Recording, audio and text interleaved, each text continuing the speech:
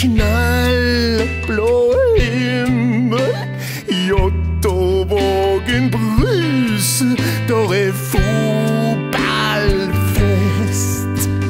Tida er inne, tvilen forsvinner. Dagen skal bli blå, der er vind fra vest.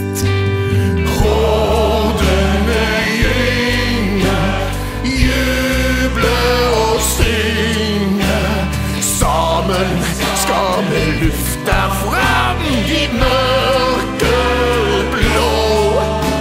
Sterke, solide, blå og hvite. Vi skal gå for gull med et vinnerlag.